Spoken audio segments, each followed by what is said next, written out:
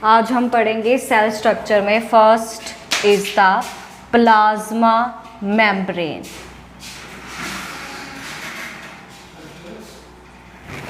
जो plasma membrane होती है that is both present in animal as well as plant cell. So it is present both in plants as well as animal cell and animal cell। So जो plasma membrane होती है that is the, उसके क्या character है, it is the semi permeable membrane. It is a semi permeable membrane. That means कि ये कुछ ही चीज़ों को, जो एक पर्टिकुलर जो सेल को चाहिए होते हैं सिर्फ उनको ही एंटर करवाती है, बाकी सारे सब्सटेंसेस को ये अलो नहीं करती है। So that means it allows only specific components. So जो सेल के लिए ज़रूरी होते हैं बस वो ही कंपोनेंट जो है वो सेल के अंदर आते हैं। ठीक है। सो ये सेमी परमिएबल है, that's why it become second feature is that it is flexible in nature. So plasma membrane जो है जिस तरह का सेल होता है उसी की तरह अपने आप को अरेंज कर लेती है। So it is a flexible layer as well as somewhat transparent layer. So it is transparent somewhat. So ये जो है इसके ये मेन करैक्टर्स है कि प्लाज्मा मेम्ब्रेन कैसी होती है। अब हम पढ़ेंगे कि जो प्लाज्मा मेम्ब्रेन है उसकी इंटरनल स्ट्रक्चर कैसी होती है। सो जो प्लाज्मा मेम्ब्रेन होती है that is a made up of a head tail. इनके ये दो कंपोनेंट है which is known as phospholipid bilayer. तो ये क्या बनाते हैं, फास्फोलिपिड बाइलेयर। और इसके बीच में कुछ इंटेग्रल प्रोटीन्स होती हैं। सो दैट मीन्स कि इसमें क्या प्रेजेंट होता है, और प्रोटीन्स, तो वो प्रोटीन कौन सी होती है, इंटेग्रल भी हो सकती है, दैट मीन्स कि वो उसके अंदर प्रेजेंट हो सकती है। टनल प्रोटीन होती हैं, ठीक है, एंड देन इंट्रिंसिक प्रोटीन होती हैं और एक्सट्रिंसिक प्रोटीन होती है। सो दैट मीन्स कि जो प्लाज्मा मेम्ब्रेन है वो दो कंपोनेंट से मिलके बनी होती है, that is a phospholipid bilayer and proteins. तो इसके बारे में एक पूरी डिटेल स्ट्रक्चर जो है वो एक मॉडल के थ्रू उन्होंने दी थी, that is called fluid mosaic model. उसको हम बोलते हैं फ्लूइड मोज़ाइक मॉडल। सो उसके बारे में अब हम डिस्कस करेंगे, that is the fluid mosaic model. This model was given by Sanger and Nicholson। सो सेंजर और निकोल्सन दो साइंटिस्ट थे जिन्होंने इस मॉडल के बारे में बताया। सो उन्होंने क्या बोला कि जो प्रोटीन्स होती हैं they are iceberg, they are icebergs, that mean जो ग्लेशियर लाइक होते हैं, present in the sea of lipid. तो उन्होंने क्या बोला कि सारे अराउंड लिपिड्स होता है और उसके बीच में प्रोटीन्स है जो एक ऐसे एक्ट करती हैं एज अ आइसबर्ग। सो हम इसकी एक स्ट्रक्चर ड्रॉ करते हैं रफली। सो ये है दैट इज़ द, सो ये लेयर है that is the phospholipid bilayer. इसी तरह सिमिलरली ये इसकी ऑपोजिट डायरेक्शन में होती है। So it is a phospholipid bilayer, similarly here also. और इसके बीच में प्रोटीन्स प्रेजेंट होती हैं। Here is the protein and this protein is known as a tunnel protein, क्योंकि ये जो प्रोटीन होती है ये अलो करती है कि सेल के बाहर या सेल के अंदर मटेरियल जो है वो ईज़िली ट्रांसपोर्ट हो सके। और इसके बीच में कुछ प्रोटीन्स प्रेजेंट होती हैं। सो हम यहाँ पे एक प्रोटीन ड्रॉ कर लेते हैं। Here is a somewhat protein is present and these protein जो फास्फोलिपिड बाइलेयर के बीच में प्रेजेंट है। These are called integral proteins, इसको हम बोलते हैं इंटेग्रल प्रोटीन्स। और कुछ प्रोटीन जो होती हैं वो फास्फोलिपिड बाइलेयर के बाहर प्रेजेंट होती हैं। So here is the phospholipid layer के बाहर प्रोटीन, और इसको हम क्या बोल देंगे, एक्सट्रिंसिक, क्योंकि ये बाहर है, that's why it is called extrinsic protein. और ये जो एक्सट्रिंसिक प्रोटीन होती हैं they are also present above there, and इसके ऊपर ग्लाइकोलिपिड की चेन लगी होती है। This is called glycolipid chain. So जिसमें ग्लूकोज और लिपिड जो है वो क्या होते हैं, अटैच होते हैं। So glyco word is for the glucose and lipid for the fats. तो ये प्रोटीन्स के ऊपर एक ग्लाइकोलिपिड की चेन प्रेजेंट होती है। सो ये था इसके बारे में। एंड देन हम बात करेंगे सिंगल यूनिट के बारे में। This single unit is the phospholipid, we all know, and ये पार्ट है उसका head and this part is the tell.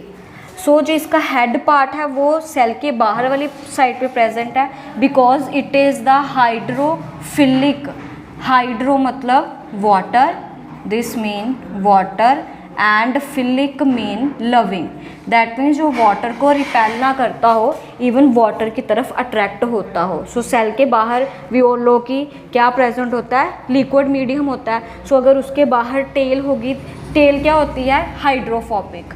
तो अगर वो हाइड्रोफोबिक है तो वो वाटर के साथ इंटरेक्ट नहीं करेगा, बट हमें सबको पता है कि जो सेल्स होते हैं उसके अराउंड फ्लूइड प्रेजेंट है, तो इसलिए उसको इंटरेक्ट करना पड़ता है। तो इंटरेक्ट करने के लिए उसको हाइड्रोफिलिक होना ज़रूरी है। So it is the water hating, that is water repelling. So इसकी तभी जो टेल्स है वो इनर साइड की तरफ है और जो हेड है वो बाहर वाली साइड की तरफ है।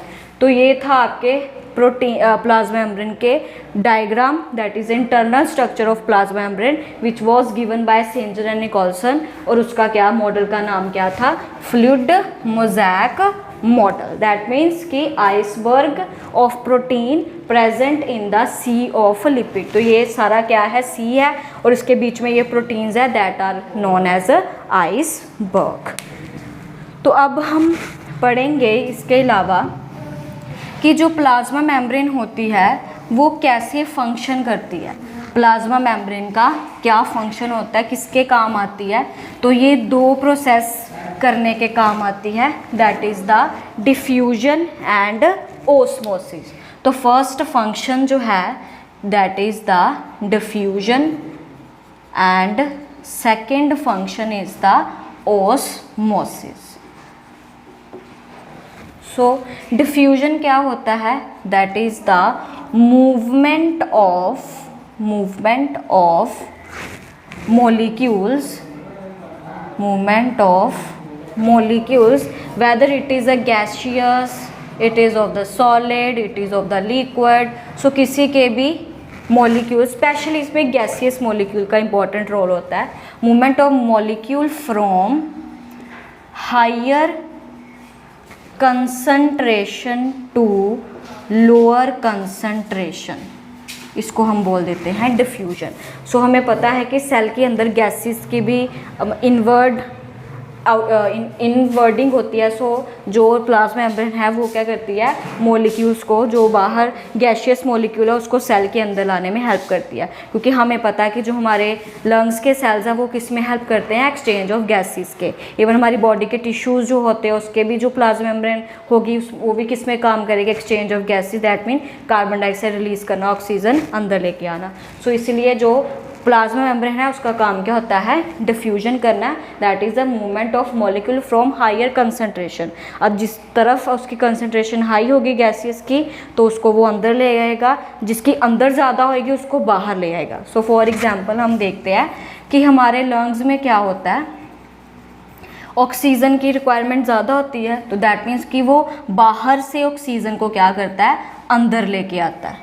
और कार्बन डाइऑक्साइड की कंसंट्रेशन बाहर कम है, हमारी बॉडी में ज़्यादा है, तो वो क्या करता है, कार्बन डाइऑक्साइड को बॉडी से बाहर लेकर जाता है। So this is the role of a plasma membrane.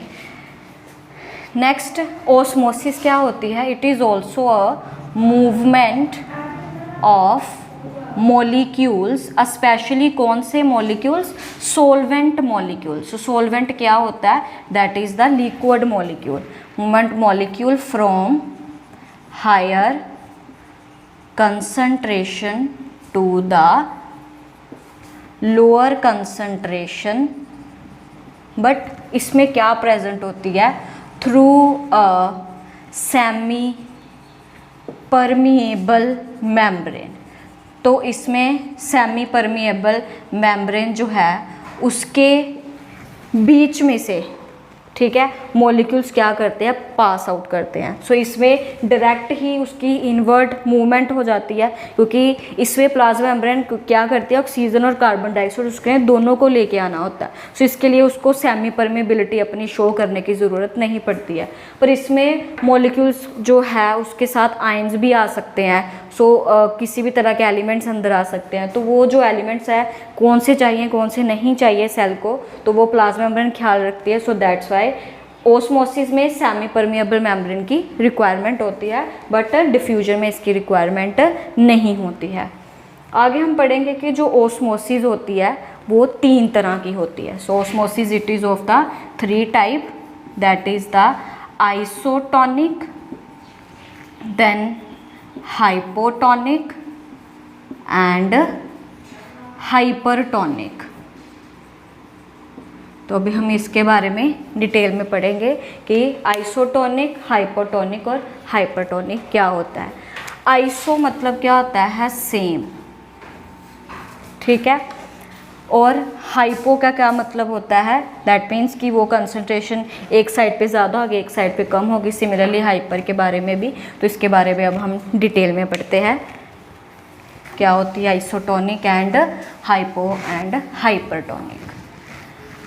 तो इसमें क्या किया उन्होंने, सेल ले लिया एंड उसको एक वाटर मीडियम में डाल दिया। तो हमने इसको कंटेनर लिया, that is a somewhat like this, और इसमें वाटर ऐड कर दिया, water, here is also a water, here is also a water.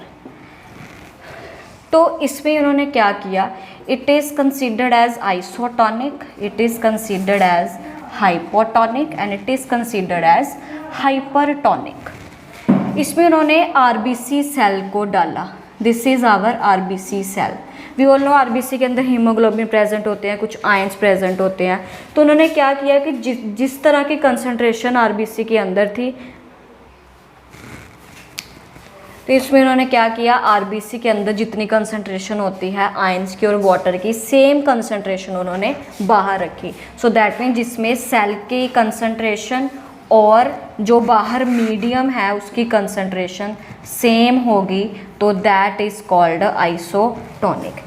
इसमें उन्होंने सेल जो रखा, इसमें क्या किया, बाहर जो है उसमें वाटर की क्वांटिटी ज़्यादा थी और आरबीसी के अंदर वाटर की क्वांटिटी कम थी। दैट मीन्स उसमें आयंस की कंसंट्रेशन ज़्यादा थी। तो जिसके कारण क्या हुआ, हमें पता है कि जो सॉल्वेंट है that is higher concentration to lower concentration move करता है। सो वाटर जो था वो आरबीसी के अंदर जाना स्टार्ट हो गया, जिसके कारण क्या हुआ, जो है सेल वो स्वेल कर गया। सो इसमें क्या होता है, सेल की स्वेलिंग हो जाती है, बिकॉज आरबीसी के अंदर जो वाटर की कंसंट्रेशन है वो क्या होती है, लेस, और मीडियम में जो है वो उसकी कंसंट्रेशन वाटर की ज़्यादा होती है। दैट्स वाई वाटर बाहर से अंदर जाना स्टार्ट हो गया। हाइपरटोनिक में क्या किया कि अंदर जो था उसकी कंसंट्रेशन वाटर की ज़्यादा थी, बट बाहर वाले मीडियम में वाटर की कंसंट्रेशन कम थी।